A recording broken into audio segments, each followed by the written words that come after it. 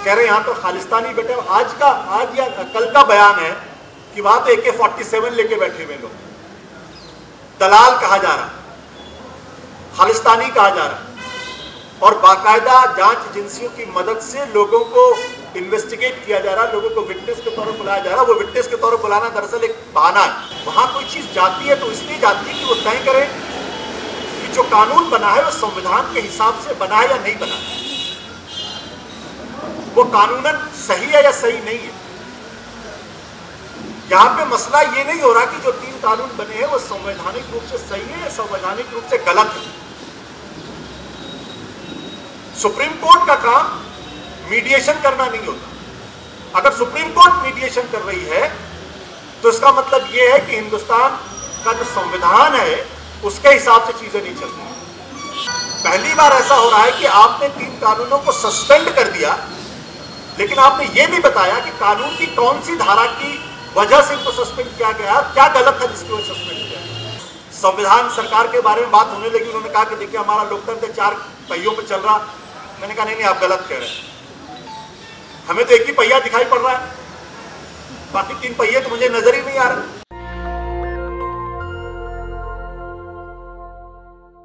रिश्ता क्या होता है, इन दोनों के बीच में किस हद तक खिंचाव होता है और किस हद तक एक दूसरे को रेसिप्रोकेट करते हैं, और कैसे इनके परस्पर संबंधों की वजह से लोकतंत्र मजबूत है। मुझे नहीं लगता कि जब तक जितना मैंने अपनी होश में देखा है, कोई आंदोलन इतने लंबे समय तक एक जगह तक इतनी बड़ी संख्या में लोग इकट्ठे हुए हों और अभी तक जिस तरीके से सरकार को रिस्पॉन्ड करना चाहिए था उस तरीके से उन्होंने रिस्पॉन्ड नहीं किया। 2 मांगे, कृषि कानून जो 3 है उनको वापस लीजिए, MSP को लीगलाइज करें। मैं ये समझ सकता हूं कि इस पर एक बहुत लंबे चौड़े डिबेट की जरूरत है। हो सकता है लोगों की बहुत शार्प पोलराइज्ड ओपिनियन उसके बारे में। कुछ लोग कहें नहीं, ये देश के आर्थिक सुधार के लिए बहुत जरूरी है, कुछ लोग कहता है कि नहीं, इससे किसानों की हालत खराब है। एक रिस्पॉन्सिव गवर्नमेंट की जिम्मेदारी होती है कि अगर कोई समाज का कोई तबका अगर नाराज भी है तो आप उससे बातचीत करिए, उसको समझाने का प्रयास करिए, सहमति बनाने की कोशिश करिए, और अगर सहमति नहीं बन पा रही है तो झुकने में कोई बुराई नहीं है, क्योंकि फाइनली जो सरकार होती है वो जनरल बिल को रिफ्लेक्ट करती है। अगर सामूहिक विवेक ये कहता है कि नहीं, आपके कदमों से मुझे दिक्कत हो रही है, तो ये सुधार अगर पिछले 31 सालों में नहीं हो पाए तो अगले 2 साल में भी नहीं होंगे, तो कोई पहाड़ नहीं टूट पड़ेगा। तो सरकार रिस्पॉन्सिव क्यों नहीं है? कुछ लोग कह सकते हैं कि 10 राउंड की बातचीत हो चुकी है, सुप्रीम कोर्ट ने इंटरवीन कर दिया है, 4 लोगों की कमेटी बन चुकी है, अब इससे ज्यादा क्या चाहिए? सरकार रिस्पॉन्सिव है, 10 राउंड की बातचीत हो चुकी है, इससे ज्यादा क्या चाहिए? और मुझे लगता है कि इसी में हमें इस गहरे संदर्भ को समझने की जरूरत है। जो तथ्य मिसिंग है, मिसिंग ये है कि कहीं गहरे पिछले कई सालों से लगने लगा है, हम जो लोग जो कहना चाहते हैं, लोग जो सुनना चाहते हैं, उसको ना तो सुनने वाले कान हैं और ना ही उनसे संपर्क संवाद करने वाली जुबान है। और ये पहली बार नहीं हो रहा। अगर आप देखिए तो पिछले साल भी लगभग इसी वक्त इस देश के अंदर एक बहुत बड़ा आंदोलन खड़ा हुआ, जब नागरिकता कानून के विरोध में लोग खड़े हुए। उस आंदोलन की पूरी दुनिया में गूंज हुई। बूढ़ी महिलाएं भयंकर सर्दी के मौसम में खुले आसमान के नीचे इसी तरीके से बैठी रही। लगभग 3 महीने तक वो आंदोलन चला। सिर्फ कोरोना की वजह से वो आंदोलन टर्मिनेट करना पड़ा, इसके अलावा कुछ नहीं। और वो सिर्फ दिल्ली में नहीं हुआ, बल्कि देश के कई कोनों में हुआ। और पूरे देश नहीं बल्कि दुनिया के बड़े बड़े इंटेलेक्चुअल्स ने, बड़े बड़े अखबारों ने, बड़े बड़े लोगों ने कहा कि अपने आप में यह अद्भुत आंदोलन है। लेकिन अगर आप गहराई में जाके देखें तो सत्ता पक्ष ने किस तरीके से इस आंदोलन को नक्सलवादियों से जोड़ दिया, आतंकवादियों से जोड़ दिया, गद्दारों से जोड़ दिया, देशद्रोहियों से जोड़ दिया और उनको देश का दुश्मन साबित करने की कोशिश की और इस हद तक साबित करने की कोशिश की कि हमारे युवा वहां पे गए, उन्होंने वहां गोली चलाने की कोशिश की और बाद में जो लोग इस आंदोलन में शामिल थे उनके साथ क्या हश्र हुआ, इसकी वानगी आपको दिल्ली में तो दिखाई पड़ी, लेकिन उत्तर प्रदेश और दूसरे इलाकों में जिस तरीके से दिखाई पड़ी रोंगटे खड़े कर देने वाली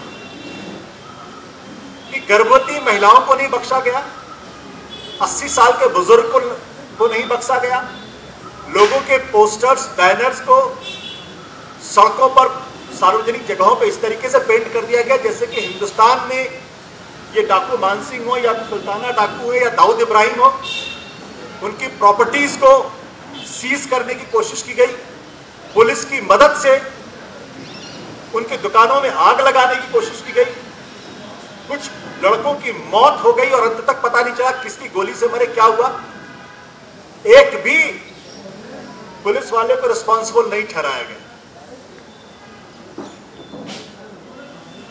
आज की तारीख में अगर आप देखें तो इस आंदोलन के साथ भी लगभग वही हो रहा है।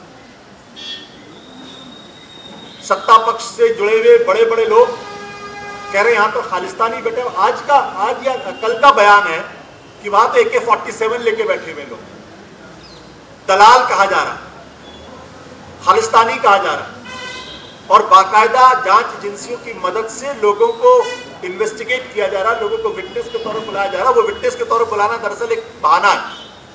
जब आप जांच एजेंसीज के सामने जाते हैं और वहां आपसे जिस तरीके का ट्रीटमेंट होता है आपको पता चल जाता है कि आप कुछ और तरीके से आपके साथ ट्रीटमेंट हुआ। और इन सब के बीच में मुझे तो यह बात समझ में नहीं आती है कि सुप्रीम कोर्ट को इसमें इंटरवीन करने की जरूरत क्यों और किस लिए। क्या ये कॉन्स्टिट्यूशनैलिटी का मसला? सुप्रीम कोर्ट को इस देश में कहा गया गार्डियन ऑफ द कॉन्स्टिट्यूशन, और गार्डियन ऑफ द कॉन्स्टिट्यूशन वहां कोई चीज जाती है तो इसलिए जाती है कि वो तय करे कि जो कानून बना है वो संविधान के हिसाब से बना है या नहीं बना है, वो कानूनन सही है या सही नहीं है। यहां पे मसला ये नहीं हो रहा कि जो 3 कानून बने हैं वो संवैधानिक रूप से सही है या संवैधानिक रूप से गलत है। सुप्रीम कोर्ट का काम मीडिएशन करना नहीं होता। अगर सुप्रीम कोर्ट मीडिएशन कर रही है तो इसका मतलब यह है कि हिंदुस्तान का जो संविधान है उसके हिसाब से चीजें नहीं चल रही। ये मसला सरकार और जनता के बीच का है। अगर कहीं मीडिएशन होना है तो सरकार और जनता के बीच में मीडिएशन। सुप्रीम कोर्ट का इंटरव्यू तब करना चाहिए जब वो कॉन्स्टिट्यूशनैलिटी का मसला देखे, वो संविधान का मसला देखे, वो कानून का मसला देखे। पहली बार ऐसा हो रहा है कि आपने 3 कानूनों को सस्पेंड कर दिया, लेकिन आपने ये भी बताया कि कानून की कौन सी धारा की वजह से इनको सस्पेंड किया गया, क्या गलत था जिसकी वजह सस्पेंड किया। तो क्या मैं ये कहूं कि संविधान सुप्रीम कोर्ट ने जो किया वो संविधान सम्मत किया या संविधान के खिलाफ किया? और उसके बाद आप एक कमेटी बनाते हैं, उस कमेटी में उन लोगों को रखते हैं जिनकी राय बिल्कुल स्पष्ट है। हम ये जो उस कमेटी के सदस्य हैं उनकी निष्ठा पर सवाल नहीं खड़े करते, हमें अधिकार भी नहीं। लेकिन न्याय सिर्फ होना नहीं चाहिए बल्कि होते हुए दिखना चाहिए। अगर आप उन लोगों को रखेंगे जिनकी राय इन 3 कानूनों के पक्ष में, तो जब भी वो कोई फैसला अगर मान लो ईमानदारी से भी देंगे तो लोग संदेह करेंगे कि नहीं इसमें कुछ गड़बड़। और एग्जैक्टली वही तो मैं ये कहना चाहता हूं कि बहुत गहरी स्थिति है। कल मेरे एक मित्र से बात हो रही थी, संविधान सरकार के बारे में बात होने लगी। उन्होंने कहा कि देखिए हमारा लोकतंत्र 4 पहियों पे चल रहा। मैंने कहा नहीं आप गलत कह रहे हैं, हमें तो एक ही पहिया दिखाई पड़ रहा है, बाकी 3 पहिए तो मुझे नजर ही नहीं आ रहे। कहाँ है 3 पहिया, आप मुझे बता दीजिए। बोले आप क्या बात करते हैं? मैंने कहा नहीं, आप बाकी के 3 पहियों के का एक एक करके मुझसे डिस्कशन कर लीजिए, मैं आपको बता देता हूं। संसद के अंदर कानून कैसे पास हुआ सबको मालूम है। वहां वोटिंग होनी चाहिए, वहां हा करके पास हो गया वहां से।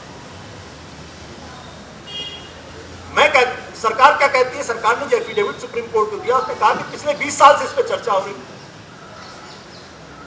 और ये कह रहे हैं कि किसानों के हित में है। मैं कहता हूं अगर 20 साल से चर्चा हो रही थी तो 1 महीने और चर्चा कर लेते आप, आसमान तो नहीं फट जाता। कोई चर्चा नहीं हो, जल्दबाजी में आपने पास किया और जल्दबाजी को जबरदस्ती आपने पास किया। सुप्रीम कोर्ट की हालत क्या है मुझे बताने की जरूरत नहीं, आप सब लोग अच्छी तरीके से वाकिफ। अभी कुछ कह दूंगा तो कंटेम्प्ट ऑफ कोर्ट हो जाएगा, मुझे बुला लिया जाएगा। ऐसा नहीं है कंटेम्प्ट ऑफ कोर्ट से डर लगता, लेकिन कुछ चीजें जो ऑब्वियस है उसको रिटरेट करने की जरूरत नहीं। मीडिया की स्थिति, मैं तो मीडिया में हूं इसलिए मैं अच्छी तरीके से जानता हूं।